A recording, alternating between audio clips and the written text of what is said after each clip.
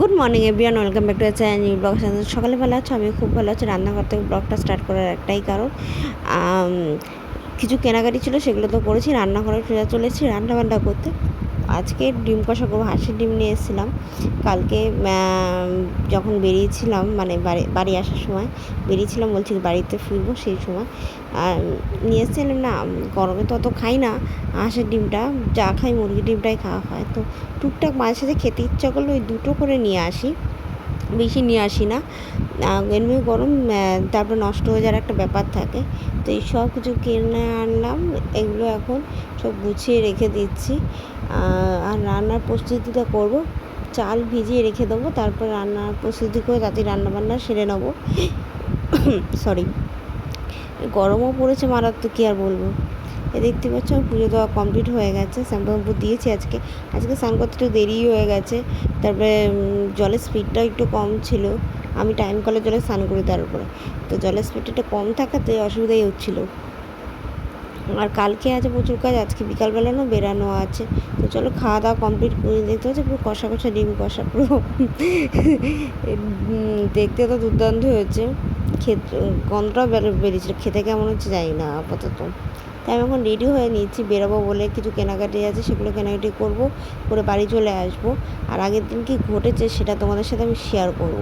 অদ্ভুতভাবে কিছু বেকার জিনিসপত্র ঘটেছে, সিরিয়াসলি এটা এরকম ঘটেই না কখনো আমার সাথে, বাট কেন ঘটেছে সেটা আমি জানি না। তো চলো ঘটনাটা কি তোমাদের বলবো, তার আগে বলে দিই ফুল দুল কিনলাম আর একটু শাক সবজি মানে শাক কিনলাম, সবজি কিনিনি।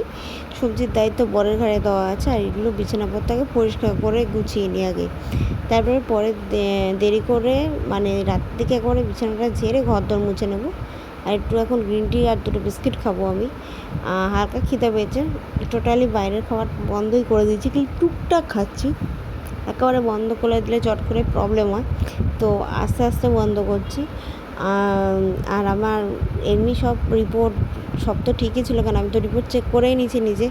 তো এই জন্য বলছি, মানে আমার সব ঠিকই ছিল, কোনো প্রবলেম নেই। অ্যাকচুয়ালি কী প্রবলেম সেটা ডাক্তার আপাতত বুঝতে পারেনি, আমার ডাক্তারের কথা শুনে মনে হয়েছে। আর সেদিনকে যখন আমি বেরিয়েছিলাম, আমাকে একজন পেছন থেকে ডেকেছে, সিরিয়াসলি। আর আমি না মানি না মানি, অনেক সময় এটা ঘটে। এবার পেছন দিয়ে ডেকেছে বলে ঘটছে, আমি সেটা মিন করছি না, বাট হয়েছে। এবার মনটা একটু খুঁতখুতি করছিলো।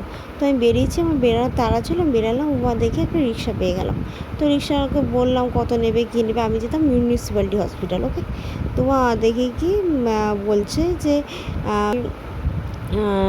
না 25 নেবে। তাহলে খুব ভালো কথা, আমি উঠেছি।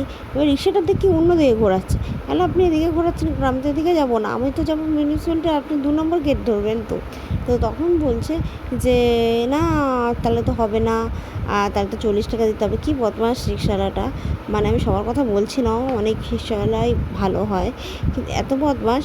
মাঝ রাস্তার ওখানে কোনো টোটো ছিল না, অটো ওখানটা কোনো স্ট্যান্ড না, কোনো টোটো ছিল না, কিছু ছিল না। ওই অবস্থায় প্রবলেমটা হয়ে যাচ্ছিলো। তো চলো ভিডিওটা আমি এখানেই শেষ করি। টাটা।